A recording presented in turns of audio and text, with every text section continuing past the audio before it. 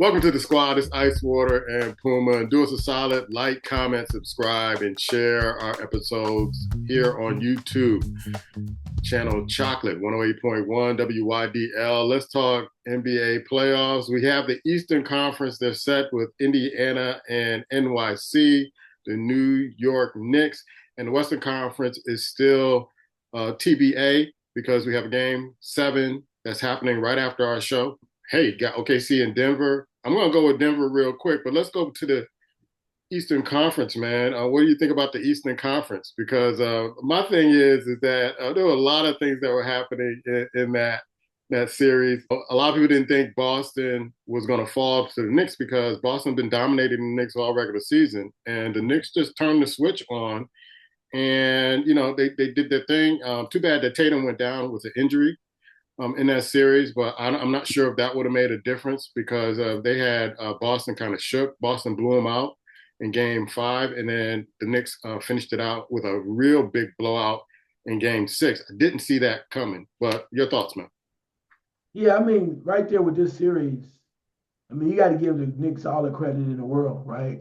I mean, I know the Knicks fans are really elated and really excited. It's been a long time. They've been waiting a long time. And then to take down the defending champions, even with Tatum, despite him being hurt, I think that the Knicks kind of saw an opportunity. And I don't want to take away from what they've done, but I think it to me sometimes with a team like Boston, it can be like what I call championship hangover, right? Where they won the championship the year before. They're excited. Do they have on paper? Do they have the talent? Yes, but it's the wherewithal, the drive, the DAWG, that dog, right? It's like not. It's like being hungry and doing everything you can to get a meal, but when you're full, you don't feel the same way.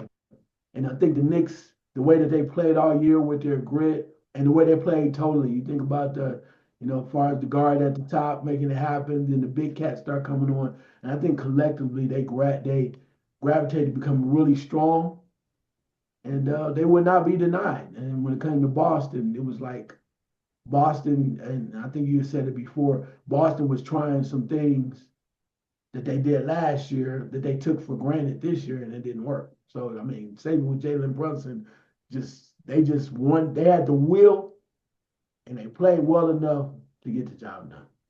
Yeah, I think I said it on the show last week. Boston just they are addicted to 3-point shots wherever they go, away or they're at home. And even when they're not falling, they're still trying to force those 3-point shots. And with people in front of them, people in their face, instead of letting it come naturally in the flow of the offense, it just seems like they have 3 men on the perimeter and they're just throwing up 3-point shots. And when they're not hitting, they just can't get in the flow of their offense. And it gives the other team a chance to, and this team was the Knicks at this particular point, chance to fast break points and do what they want to do. They want to get up and down the court, which is not traditionally a New York Knicks, kind of trait, but it gave them an opportunity to do that. And then that last game with the blowout, I mean, it was obvious that you guys need to stop taking the threes, go to the basket because these threes are, kind of feeding the long rebounds and the fast breaks, and they couldn't figure it out. And me and Pop were watching the game together on the phone, and he was like, "Why don't the coach do something? Why didn't he say something? Why doesn't he make an adjustment? Because he sees what's happening. We all see what's happening, and he's not making an adjustment. He's just standing there. It wasn't until maybe the fourth quarter when the game was pretty much over. You just see him standing up on the sidelines trying to direct the second and third team, and I'm like, dude, you may not have a job after this because you kind of failed to really kind of do your job when it was required. And I said this last week also that I take nothing away from the Celtics. They won the championship last year, but a lot of things fell into place for them to win that championship last year. And maybe that got to Boston's coach's head that, he's more than what he thinks he is as a coach. And when it came down to really doing some hands-on coaching, he just didn't really kind of fall into that position. But like you said, though, the way it was, it's just hard. It's hard to repeat, Yeah, and high for unless the team is just so much more talented on paper. then it's the NBA, and anybody can beat anybody at certain times. And you got to give it up for the Knicks having a star in Brunson, and then also Big Cat, and then all the other intangibles, right? Bridges, so many other people that really stepped up, and they did what they had to do, right? Hart, they just did what they had to do to beat them. It was almost like you had a older, like we do in boxing, you had an older fighter just waiting to be knocked out, Yeah. and the Knicks came through and kept punching and punching until they delivered the blow that took the champions down. So hey, kudos to them on that. What can you say? But they got it done, and now they're moving on to that next level, which is the conference championship. A few things about this. I text you during the game against Indiana and them taking out their opponent about Matherin, and he did another kind of reach and hitting somebody where he's supposed to be hitting them, and I'm like, you know what, maybe he did do that thing in college on purpose.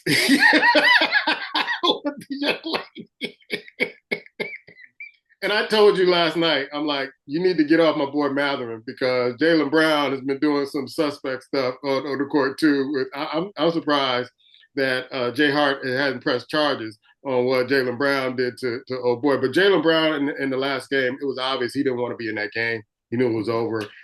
He was making some stupid fouls. But you got Indiana and NYC, and I'm looking forward to that series. The only thing that I'm regretting of some of the trades that the Knicks made is giving Obi Toppin away. And there's a lot of different scenarios that I thought should have happened, but I thought Robinson should have been traded and kept Obi Toppin. Obi is playing with the Indiana Pacers. I think he's the X factor. I could be wrong, but I think he's the X factor. Another thing that I would talk about, and you can take any one of these topics, Jalen Brunson, when he first got the contract with the Knicks, you had all these doubters from every station saying that, why they pay him this money? The Knicks aren't making smart moves, things of that sort. They made the trade, last year for Cat, and they made the trade for some other folks, and people didn't agree with it. But I'm like, let's see, let's wait, let's see the chemistry. But what are some of those things that stand out to you? Because you got another nickname for Matherin that have me cracking up. My stomach's still hurting from last night. Take it away, sir. Yeah, nah.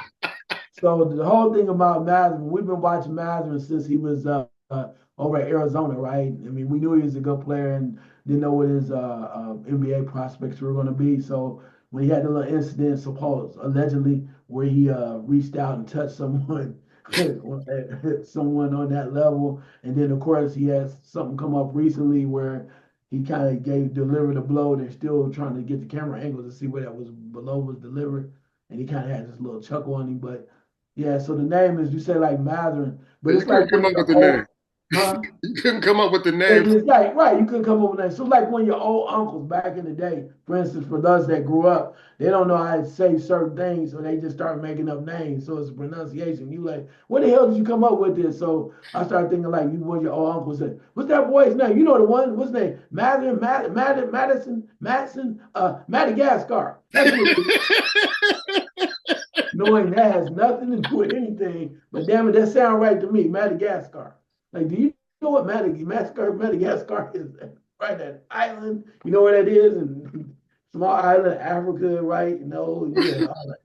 Madagascar. Boy, it looks like Madagascar to me. But Yeah, yeah, you kept flowing with it. I'm like, what is name? Madagascar. Madagascar is what they call him. Anyway. But anyway, and we have mental lapses, so Yeah, we do yeah, what we yeah. say from time to time. But anyway, Don't get old, folks. Don't get get old. back to it. Get back to the topic at hand. Um, yeah, Brunson, I have to admit, I might have been one of those people. Wouldn't say I doubted him, but I just needed to see proof in the pudding, right? I needed to see something happen. And I know what he did in Dallas and what he did for Dallas at the time. And then with them moving over to the Knicks, I'm like, can he carry a team? I mean, that's the first thing coming to my mind because at the time, there was also discussion that the Knicks really were high on trying to acquire Donovan Mitchell, right? Right, right. Donovan Mitchell's from the East Coast, and it would have been perfect for him to play in New York and things of that nature. So when I thought about the two of them in comparison, of course, the first thing was Donovan Mitchell because he's a little bit more established playing in Utah and whatnot. Just wasn't sure about Brunson. He was a smaller guy in stature. You know, his dad played in the league, but just like, can he carry a team? And I think he now in New York, I think having Coach Thibodeau as his coach also helped him as a grinder and the gritty and the way that they play.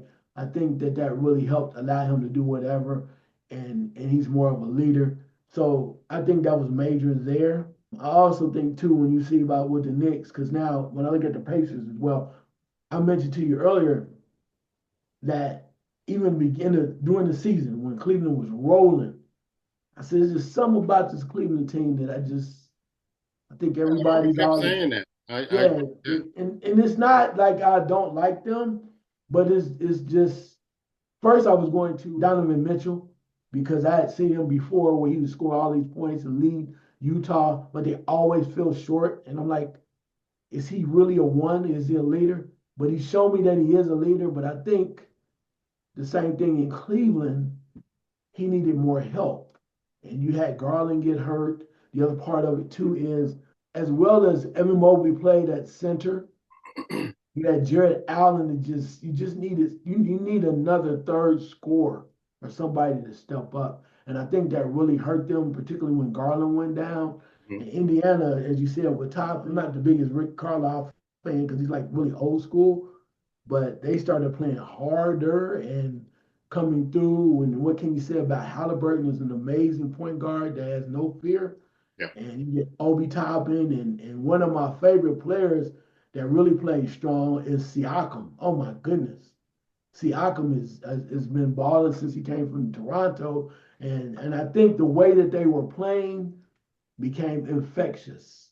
So you saw Miles Turner stepping up. You saw other guys on the team rallying, saying, "Hey man, we can beat this team." And you started to see them really believe it and start outplaying Cleveland. And unfortunately for Cleveland, even though they have a real, I think they have the right coach in Atkinson, but I think they still need to make some changes. I think they have people, for instance, like is it Steris? Is that his name? The shooter?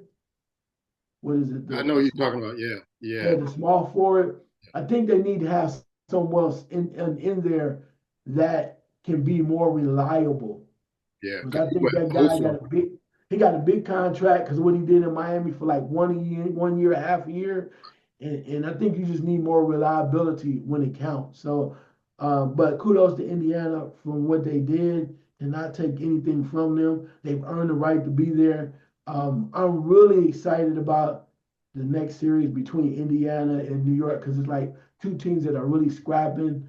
It's going to be ugly. It's going to be nasty. They're going to go at one another. It'll be interesting to see if who really wants it. Because now I think this is an opportunity for Brunson to go, yeah, we know you're good, but if you want to be considered like next level, can you lead the Knicks? Yeah. And I'm not trying to be funny. You know, I make jokes about the Knicks all the time. But can you really lead this team to next level? If he does that, along with the other, and especially even with the Big Cat, that it helps their brand, it helps the what you consider as far as their legacy Yeah. because the Knicks are really hungry. The fans are hungry for them to take the next step. And Indiana's not going to be a pushover. They play just as hard. They don't think anybody really believes in them either. So it's almost to me like two underdogs that are really banging, trying to reach that next level. So I'm really excited about this. I probably will watch as many games as I can because I know the effort is going to be there. And I love that. I love kind of like two underdogs. You didn't really expect neither one of these teams to be at this point, right? Trying to get to the finals. And I think it's going to make for great basketball. Yeah. A number of things with Jalen Brunson and Rick Brunson, his dad, is on that coaching staff. Also, I think had a big part. But our guy Drake that we had on the show a few weeks ago made a point yesterday when he and I were talking about this. Is that when Jalen Brunson was with Villanova as a freshman, he had to really kind of defer to the upperclassmen playing point guard. But once he was the man, he really kind of took that Villanova team to heights that we didn't expect them to reach at that particular time. Same thing happened with Dallas. You know, he got Luka over there. He had to defer to Luka. But once he got to New York, it was like he was given the keys to say, hey, you got to be the leader of this team. And now you see the results of that. What I'm looking for with all the folks that doubted him that are on these sports platforms is an apology to this Mhm. young man. Because if you notice, he went up to Stephen A. And Stephen A. looked as humble as I've ever seen him. And he probably voiced some words that they were probably never put in public. But yeah, you were the fire under me to get me to this point. So he probably, I would hope they said, I need an apology from you and I need I need some respect from you at this particular point because you were one of the biggest um, sports figures that were saying, or sports reporters that were saying that, this would be a bust. And how you like me now kind of attitude. So I'm looking for a public apology.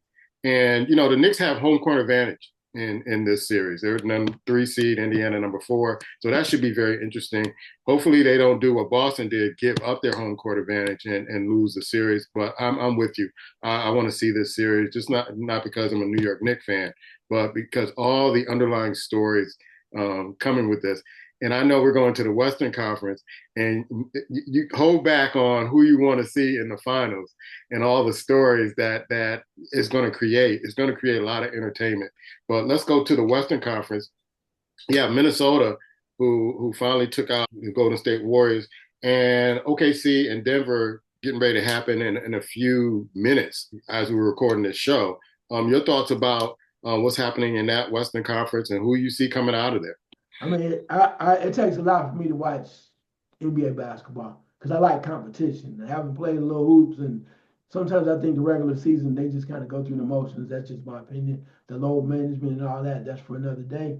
But Minnesota and Golden State, wow, what a series!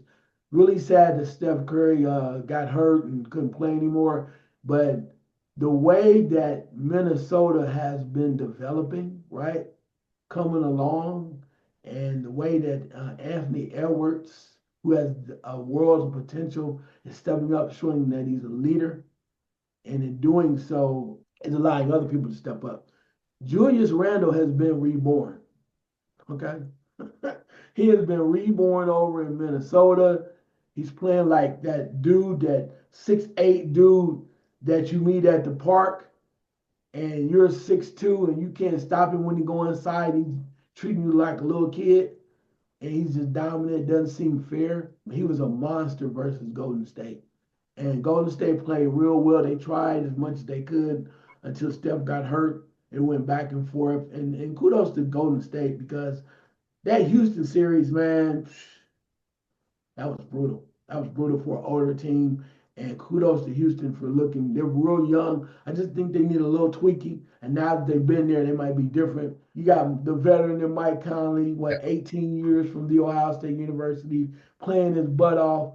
And they just kind of work together real well. DiVincenzo, so many others, right? Guys are just balling their tails off. But it's almost like they come off of the attitude that Anthony Edwards, even at what 23 brings, 23. and he Yeah, comes in and he just got him like, yeah, I remember last year we lost to Luca and them, and we lost to this team, and he just seemed like he got a little chip on his shoulder.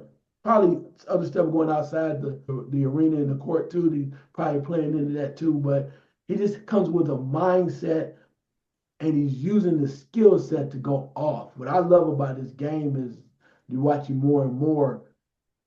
When we first saw him, we thought he was going to be more like a gunner or a shooter. That's all he had, aka Allen Iverson. And no disrespect to Allen Iverson, who people love, and yeah. But this dude is like, I'll pass the ball, I'll rebound, I will do whatever it takes in order to make the play in order for us to win.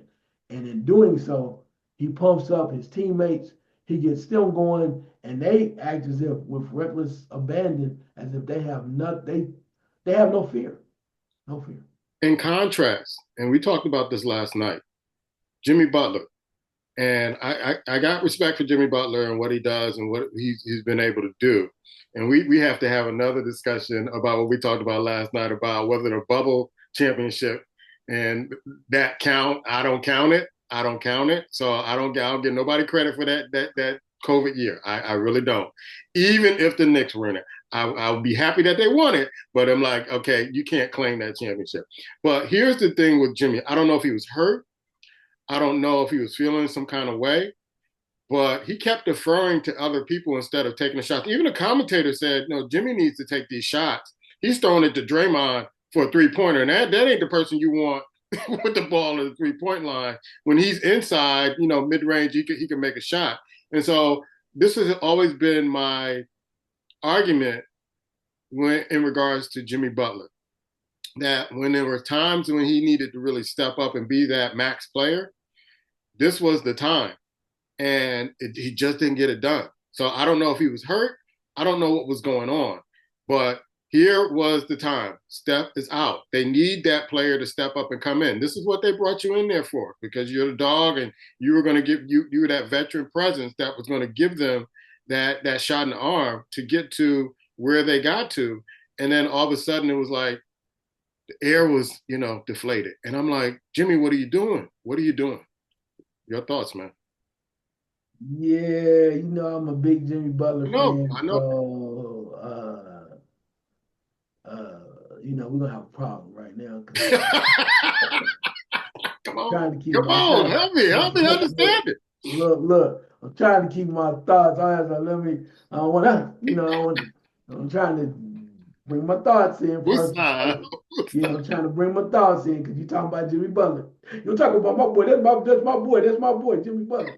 Anyway, but so with that being said, no, I totally understand why you say that. They did bring him in for that. I think a couple things though.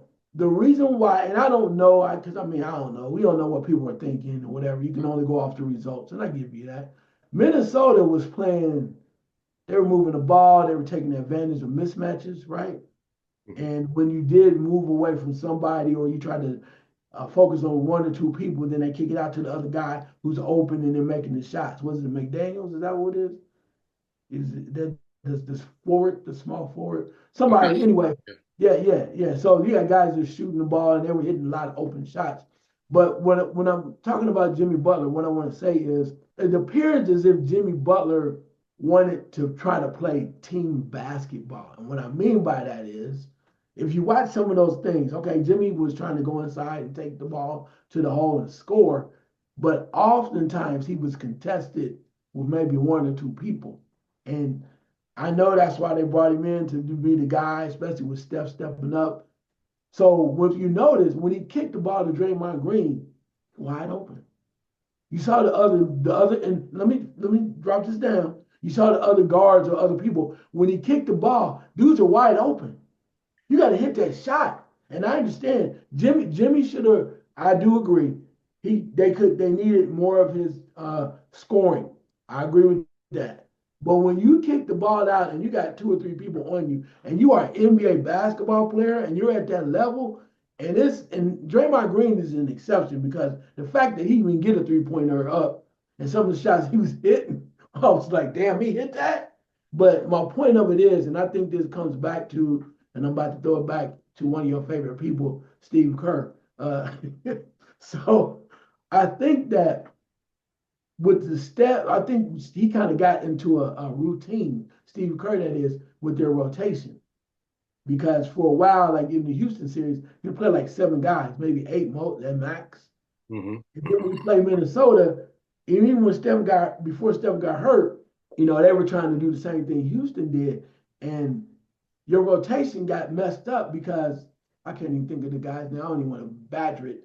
The guard with the stringy hair Yeah, uh, yeah, too. with P. Pozinski or something like that. I'll have it next time. I'm sorry. I apologize for that. But they were placing him in a bad position, even in the Houston series. You're putting him in a position to handle the ball, bring the ball up the court, and try to make decisions. And I think because Steve Kerr had limited the rotation, it backfired, particularly in the Minnesota game. So you didn't have, not only did you needed Jimmy Butler to score more, but you needed to have some sidekicks step up. And he found out too late, even when Steph got hurt, there's no way Kaminga shouldn't have been playing earlier. Kaminga, when he was in the game, he Yeah, was scoring. yeah, He should have been playing more. And Trace Jackson Davis, yeah, he's, oh my goodness. I mean, later on, you put him in, and it's almost like too late. You shorten the bench so much because you got away with it in Houston. But against Minnesota, you need all hands on deck. yeah. And now you're asking guys that have been kind of lingering on the bench to not have an attitude, which neither one of them did, which I applaud them for that. And now you're asking them to come in and jump right in, not just play, but be forces. And I think that that really hurt Golden State because now Jimmy take over. Jimmy give me 35. Jimmy give me 40. But it's like Jimmy and Kaminga, Jimmy and somebody else, Jimmy and maybe two other people to lighten the load on Jimmy Butler. So therefore, he can give you that 35. Yeah. Because that's my last point on this. Of if you play basketball, and if you do not, I'm still gonna let you understand this. A forced 35 points, not in the flow, is harder when you just do it because it's natural. And what I mean by that, more defenders on you. You're trying to do it because it's almost as if no one else wants the ball or wants to shoot. But if you have a Kaminga or somebody else that's able to provide some cushion with Steph being out, it makes it easier for the primary scorer to put points up. Now, I'm not using that as an excuse, but I'm saying how basketball goes. And if you can have like when Steph Curry against Houston in one of the last games, he was being double and triple teamed. So instead of forcing shots, he kicked it off and let somebody else, which is why we have Buddy Hield step up the way that he did. So my point of it is you have to have other people provide support. And that's something that comes back to the coach because he should have had those guys having more time prior to where the situation they were placed in.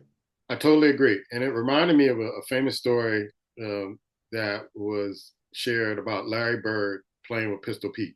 I think you know the story, where Pistol Pete saw that Larry Bird was being double teamed, but he wasn't passing the ball to Pistol Pete. And he got to the sidelines, and Pistol Pete said, Larry, I'm open. And Larry says, yeah, you're open for a reason. And that's the way I felt about Draymond Green. He was open to shoot those threes for a reason. Because if I'm the coaching staff from Minnesota, I'm like, let Draymond shoot as many threes as he wants, because that's not going to beat us.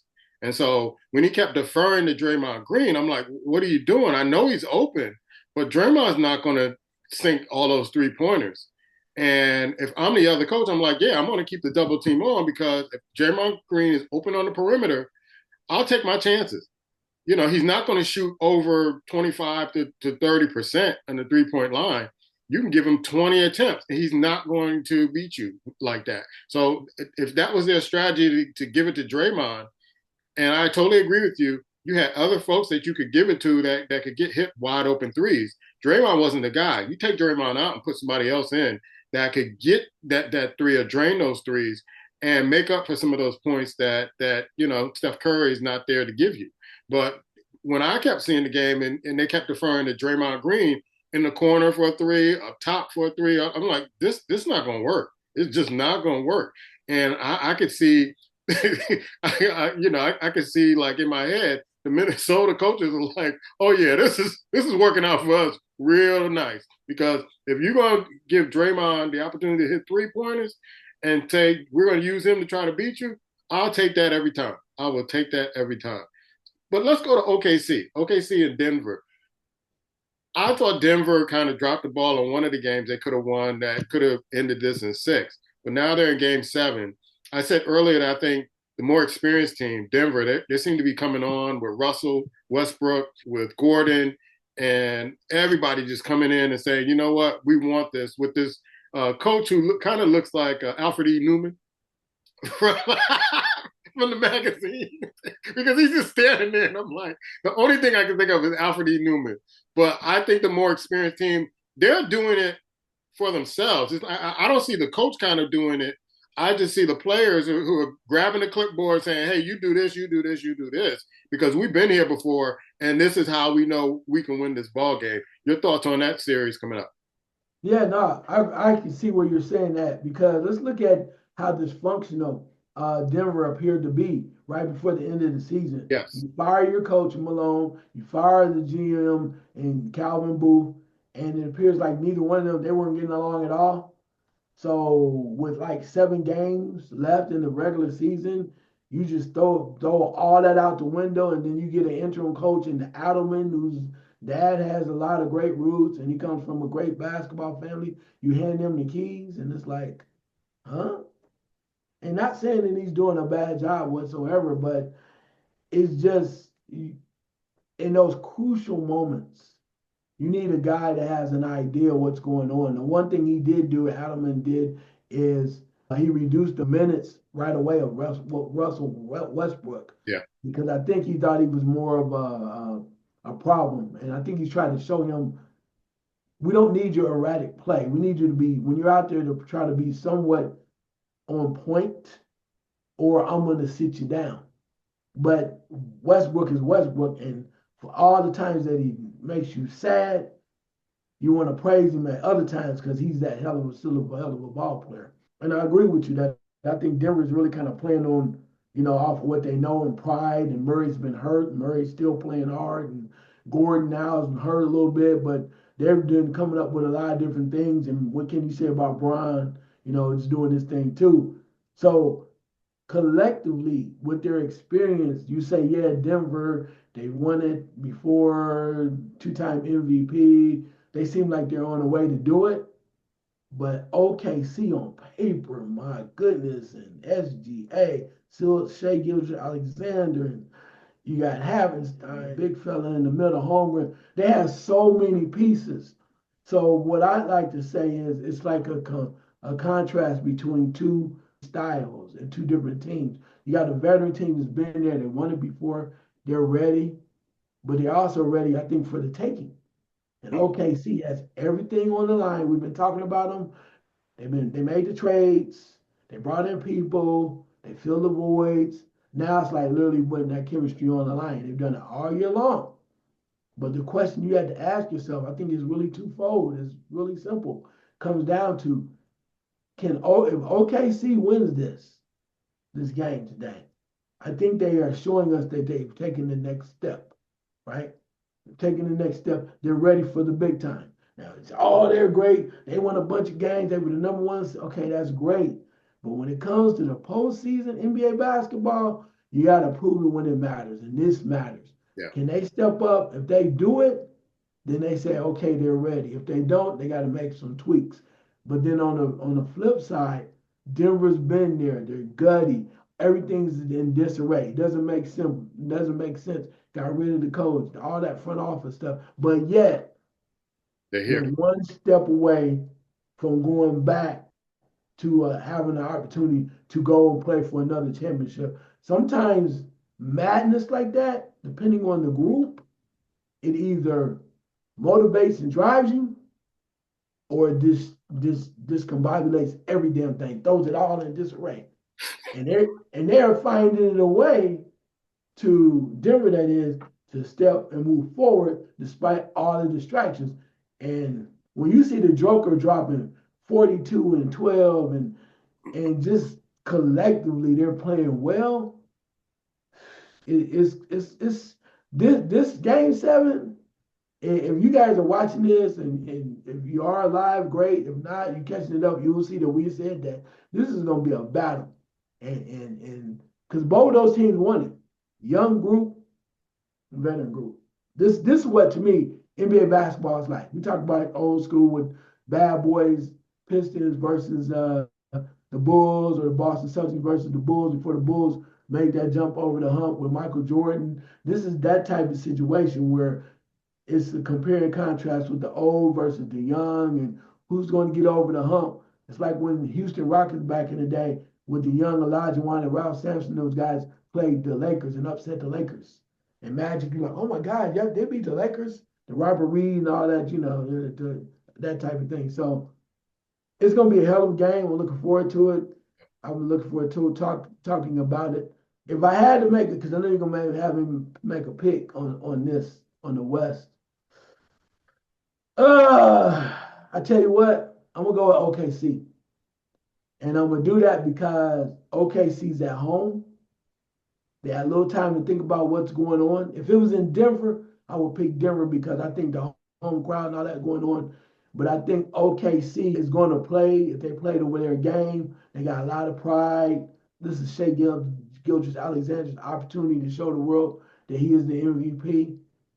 And I think in this game, they're at home, they play well, they keep it up, then they can push forward. OKC that is, and start to push push on those things that have been bad for Denver, right? Where they start playing out it because it's all messed up over there. It's a chaotic situation. They can push forward because now people gonna start pointing fingers and looking at each other. The Joker's gonna be the Joker, right? You know he's gonna give you 40.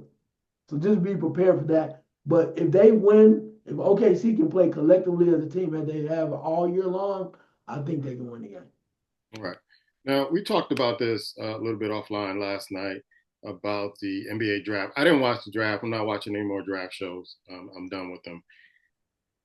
But it made me laugh when I saw the results that the Dallas Mavericks pick up the number 1 pick with a 1.8 chance of getting the number 1 pick. And it made me think about all the grief that the Dallas Mavericks general manager was getting. And then all of a sudden, everything's forgotten. We're going to get Cooper Flag and, all is forgiven. And it just reminded me of, we talk about this all the time because I talked to one of my boys, Herb, and we were talking the other night during the Minnesota game against Golden State. And it made me think about what I always think about the NBA is that this is in pro sports, it's all entertainment because I think he had a parlay with Edwards getting, I think, 23.5 points. And right when Edwards got about 20 points, he started getting the ball stolen from him and missing free throws. He's doing all this stuff not to get to that mark. And my boy Herb is asking me, should I just cash out right now? And I didn't want to tell him, when people ask you that stuff, you don't want to say, well, yeah. And then if, something happens and he hits 30, then they lose out on the parlay. But it just looks so suspicious, bro. And with this draft, I'm like, okay, maybe this was the plan all along that, hey, give up Luka and we'll give you the number 1 pick and you can start this all over again. You get AD, you have Kyrie, and then you have this college sensation that could be the face of your franchise for 10 to 12 years after this. And for me, maybe I'm wrong. You help me with this. I just think this is all entertainment. I remember the Patrick Ewing draft. I remember the Shaq draft. I remember all these drafts. And it's like, something's really suspicious about how these folks land in certain teams. Help me out, bro. Help me out. I'm turning it to you, man. Man, see now I'm trying to do this the right way. I'm trying to be very low key and calm because You know how we do it here. We're gonna call it like we see it. So for the long time we used to kind of call you the conspiracy theorist, right? With the magnets in the football, missing field goals and all that other stuff, So, but still believe there's magnets in the football. Yeah. So I'm gonna try to be really nice about it, not come at you like that, because there might be some truth to it, particularly with the NBA draft. I say this though, I don't know if it's kind of go to a point where they're able to plan it out so far. Well, if you trade Luka, then we're gonna hook you up. I don't know if it goes that far. I will say this though, it is kind of peculiar where if a team does that, makes what's considered like a bad decision with Luka, that now, okay, we had the opportunity to kind of rectify a situation. And granted, I understand everybody will tell you there's no way that the NBA draft can be fixed, can be fixed because the balls come out the way that they do, whatever. Okay, I get that. Yeah, I get that. I'm gonna say, yeah, they won't cheat. They're gonna doing it the right way. But the conspiracy theorist in me, along with my man over here, Puma, I gotta agree. Because I'm saying, from the standpoint of certain things, okay, and maybe I'm wrong, but there are certain markets that need help, right? And you want to make sure everybody, the little guy, every once in a while gets you throw him a bone. You mentioned about Ewing in New York. Yeah, I they say folded down. They folded down the paper, so he knew which one. They asked Shaq, you want to play in a cold weather city or a hot weather city, warm weather city, and he said warm. He ended up in Orlando. You Wemby, end up in New York. Wemby in San Antonio. I'm telling you, because the way that with Coach Pop and whatnot, they need that market to flourish because Yeah, they love basketball and they kind of we've been taught that San Antonio plays basketball the right way. right. So you need to have them something in there, an attraction with Wemby. And I might be wrong. And I don't care what they say. I'm from the state of Ohio. I'm a native. The LeBron James to Cleveland was an automatic. Automatic. Cleveland, we ain't won nothing. They have not won anything before I was born, bro. And I'm an old man now. No world championship in the city of Cleveland prior to Jim. I mean, last time they won was Jim Brown when the was the AFL. So I mean, look, but the LeBron thing, if you can tell me differently, so be it. And then they end up getting another pick too. So all I'm saying is that's a hell of a coincidence. Cooper Flag to Dallas, right? I mean, it's bizarre as hell, but I think for all that that man caught, the hell he caught Harrison, I'm gonna say it, and I'm gonna get in trouble, but I think they deserve it. They need it. And I'm saying they deserve it because people are so the Dallas fans are so crazy. They're saying, "Oh, you got rid of Luka. Luka don't play no defense," and everybody was like, "Oh, that man, you need to tar and feather the GM in Dallas, right?" But then too, the Lakers lost in the first round. Yeah, What are you talking about? Oh, he's gonna be the savior. He's no, gonna okay, he's not though right now. You need a big man. And we want to talk about conspiracy theories. How is it that the dude, Big Williams, that you said fell to physical, ends up still playing like 3 weeks later for Charlotte? You did that to yourself. Whatever happened, somebody had a bad meal that day and they vetoed the trade. That's on you. The one thing you lacked was them. So all I'm saying is I do believe that there's probably some shenanigans. I don't know how far deep it goes, but they make certain things just have to be right. And Cleveland, New York, Orlando, San Antonio, certain things, and maybe Cooper Flag in Dallas. Because y'all, it's gonna be a little different. And I'm gonna say it. I'm not saying that it's a bad thing, but in the city of Dallas, we know they do like a superstar down there with a little less melanin. yeah, Dirk Nowitzki. yep, Okay, we can go down there. Brad Davis. Y'all hear me? See, I'm going back. Brad Davis. We can go back. Brad Davis and it goes on and Luca and so many others that they like to have. It's great to have melanin, but they also like some superstars without melanin, yeah. right? It's a So perfect fit. It's a yeah, perfect yeah. fit. Y'all forget. I don't. Steve Nash started in Dallas, Yep. and he couldn't lead them like they wanted to Nowitzki. I mean, so it's great to have a person with less melanin in Dallas as one of your focal points, and I'm not mad at that. I think it's amazing. But let's keep it 100.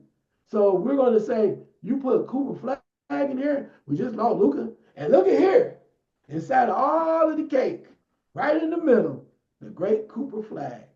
It's going to be amazing for the team. And he's going to do, as long as he stays healthy, he's going to do well. And as long as they don't do anything like trades, they're talking about making some trades to get some other people because they got a log jam at the power four and all that other stuff. I'll say one thing, get off this one last thing because we're all over the place now. Little advice for Dallas. I don't give a damn if they want to send over Jenny Buss. Do not make any trades with the LA Lakers. No. I'm not helping them. They're the one. Everybody clowns you for it. I don't care. We got what we need. I'm not giving them anything to be better. I'm not unless they come up with something that's crazy, like give us LeBron James or something like that, which is astronomical, which is asinine. I get it, but I'm saying I am not trading anything. I'm not have a package where I'm trading with the LA Lakers at all. I'm not helping him to get better. You know I what? don't care. I'm not. And you can't send me Austin Reeves. Nobody over there. I don't need that. No, they don't need I'm gonna anybody from work the it Lakers. because I'm still. If I'm the GM, I want to prove to you what I said was right. Defense does matter, and Luka's out of shape. Luka is on this thing. He's a hell of a ball player, but is he a leader? And until he gets to that point where they win a championship or whatever, the jury's still out because he can score 40, but he can't check me. You know what? This has turned into an all NBA show, so we're gonna just keep it that way. But I have one last question before we get out of here.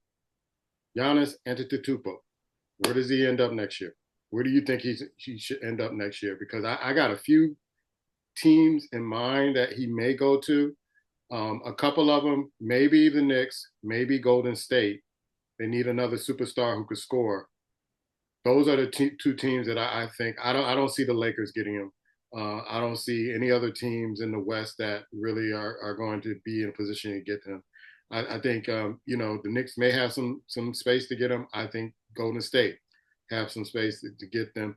I think even giving away Draymond Green at this particular point because he's not going to get you over the hump anymore, and he's going to be more of a problem than a solution for that particular team. So where does he go? He's a free agent. I think he's out of Milwaukee. Ooh, that's tough because I mean, you say Golden State, but they're going to have to give up some pieces, Oh and yeah. I'm not sure if that is the answer. Somebody was telling me the other night they thought Giannis could play with Steph, and I think he can too. New York though, ooh, that's a lot. That's a lot because you got Cat, you have Brunson. I'm concerned about the money, right? Mm-hmm. I'm concerned about the money because I think what makes New York really good is the fact that they really don't have besides Brunson, a superstar, right? And then you bring him in. So I'm not gonna go that way. But if I am Milwaukee, unless he just demands he needs to go, I don't trade him. Hmm. I don't trade him, and I because he's Milwaukee. What I do is I do restructure what we have to do. There are some people out there that you can get to come and play with him. I think I do that because the only problem with that, if you trade Giannis, then my only question is, what are you getting back? Because now, to me, you're in rebuild mode. So yeah, you got Damian Lillard. What's happening there, Yeah. right? I think you just have to work out with them two working to play better together and bring in some people that really want to play in a certain kind of way. Because if you do let Giannis go, and I'm Milwaukee, you're starting over, in my opinion. Because Damian Lillard is never going to be the superstar in Milwaukee that Giannis is. So where do we go from here?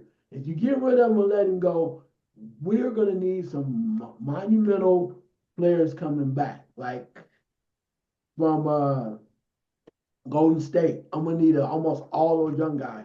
Kaminga. I'm gonna need a lot of people. I need a lot of people. In the same way, if you were say you sending to New York, I'm taking everything besides Cat and Brunson. I want it all. I want everybody young that can play. I want Bridges. I want a lot of other stuff. And if you have draft picks, I want those.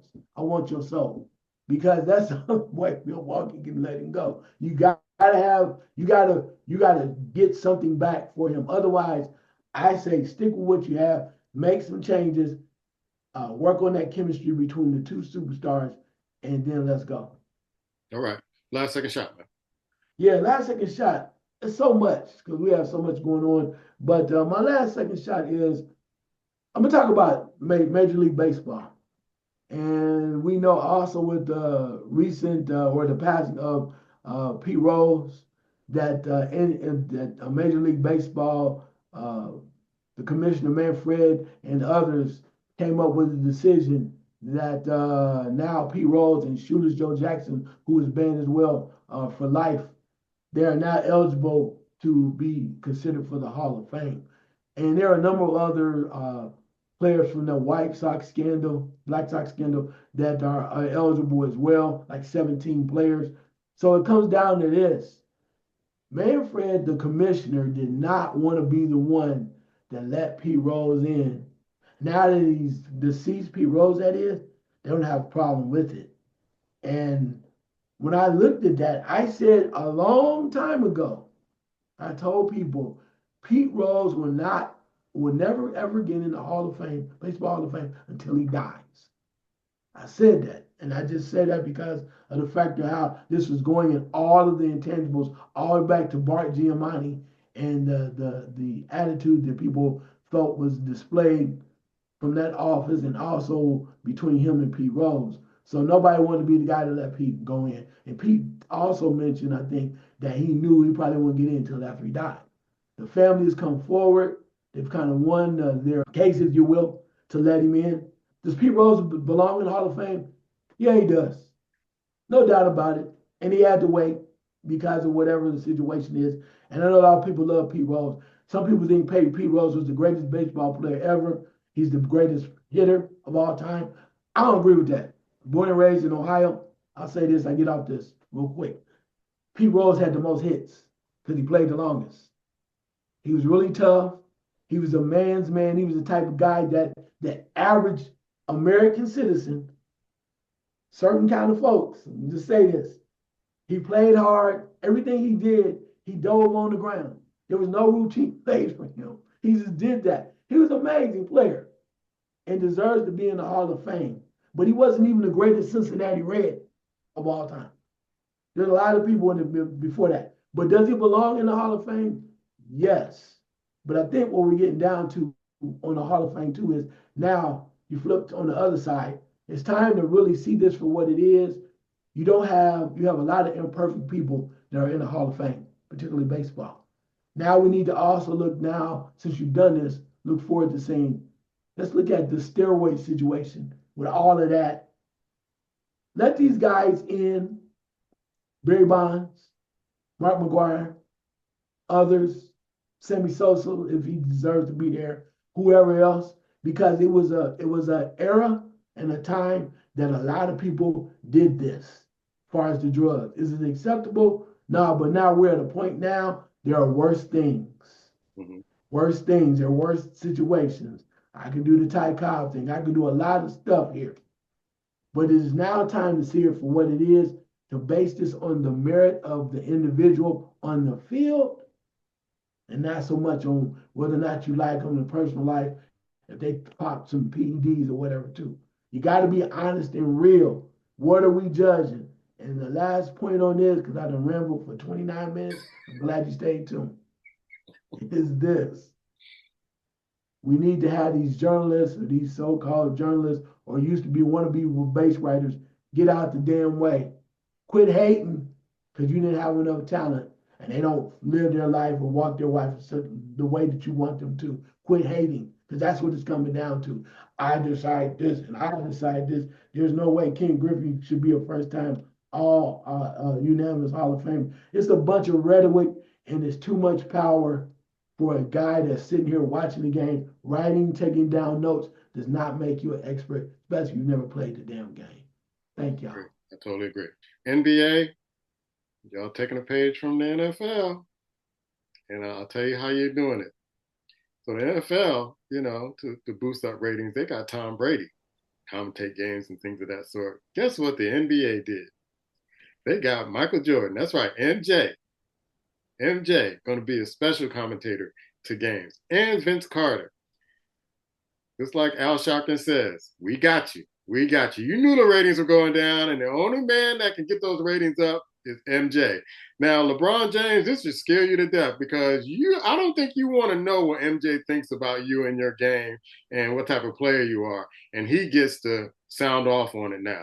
So I'm going to get my popcorn ready, and I'm going to watch this because it's going to be a show, as Terrell Owens always says. That's our show. We'll be back next week. Take care.